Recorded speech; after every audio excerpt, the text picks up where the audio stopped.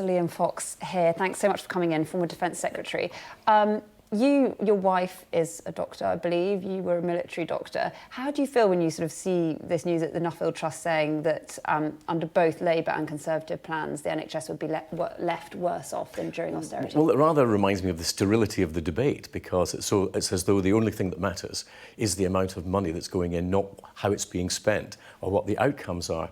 So I'll give you an example. The programme that we now have in the UK that's introduced under this government, Hospital at Home, which through multidisciplinary teams stops patients having to go into acute units because they're managed at home for short periods of illness that would otherwise require hospital admission, is a great success. Likewise, when the current government decided to spend money to get patients out of the acute units and move them to some nursing homes for recuperation, it freed up acute beds, it allowed patients to move out of A&E into the acute wards and relieve the pressures on the ambulances. It's understanding the flow in the system and making the system work better. And it can't simply be a matter of spending more money, because Labour have tried that in Wales and it's turned out to be a totally failing system. They're talking about an unprecedented slowdown in NHS funding. Well, we've seen NHS funding's at record levels. We've seen a guarantee to make it go further and up each year in the next Parliament under the Conservatives. Do you think the Conservatives have a good record on the NHS then? Yes, I do, and I think we've been in charge of the NHS for longer than any other party since its inception.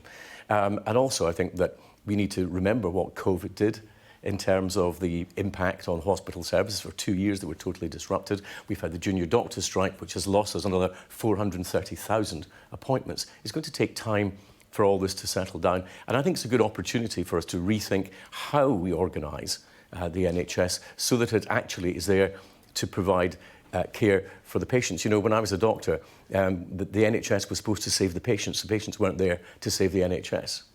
You talk about COVID. I mean, that's an argument that is fair because that was a big thing.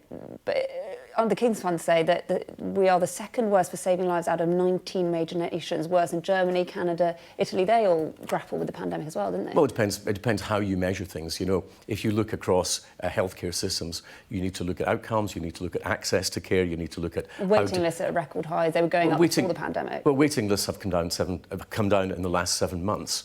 Again, if we they were of course at record levels after the pandemic. What do you expect? People were still getting sick, and the NHS wasn't able to treat people at the same rate. Last year was the worst year on record for cancer wait lists. Well, it's taken time to get that done, because while we're dealing with the waiting lists in the NHS that came from COVID, people are still getting sick and still adding to those lists, and that will take further time to come down. But we now have, of course, for the first time ever in the NHS, the plan for workforce, which will produce another 28,000 doctors, 92,000 nurses. They will be needed, of course, with an ageing population, as your report correctly says.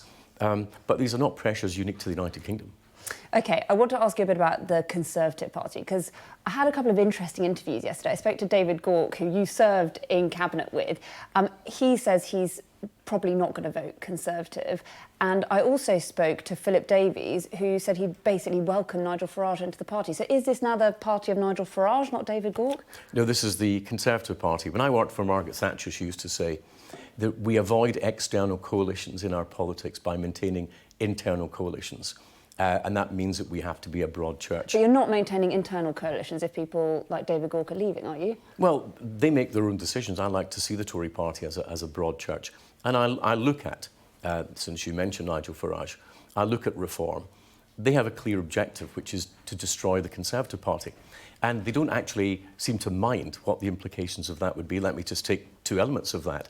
The Labour Party are proposing closer regulatory alignment with the European Union in things like veterinary services and goods.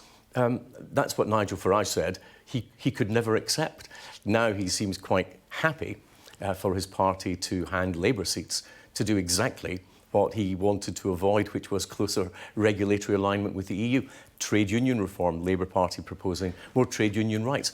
So this is not, Nigel Farage is not a friend of the Conservative Party. Reform is not an ally of the Conservative Party. But do you understand why some Conservative voters are turning to reform? I can understand their frustrations, but they have to understand that the price for what they think is a protest vote would be a Labour government that would do the very things, for example, in the referendum, that they voted against. It is completely illogical.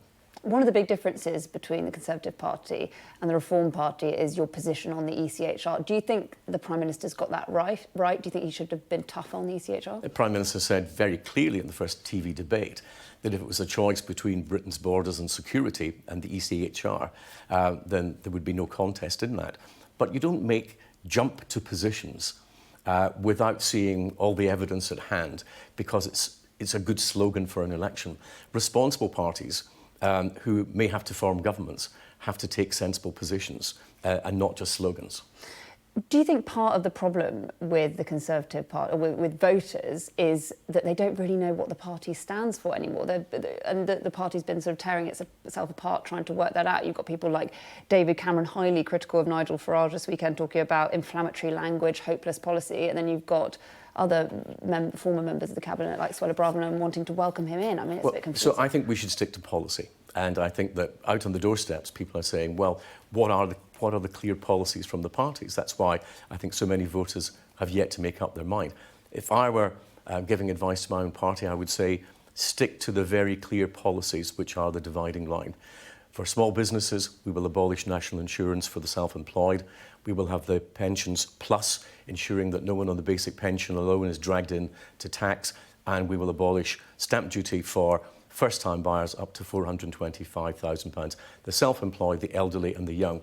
Get the messages clear. The Conservative policies, I think, are vote winners. And the national insurance policy is the clearest, most Thatcherite policy I can remember since Margaret Thatcher. So you want to talk about policy. I mean, do you think the Prime Minister has achieved his 5 aims? He said, judge me on my own terms. I think we need to set out for the electorate where we would take the country. Shouldn't they also judge you on your record? Well, yes, they can judge the record. We said we would take down the deficit we inherited from Labour, which was 11%, and despite the pandemic and despite Ukraine, it's a third of that. It's a third of that. So getting the public finances back in check. We've got 3 million more people employed than we did at the last election.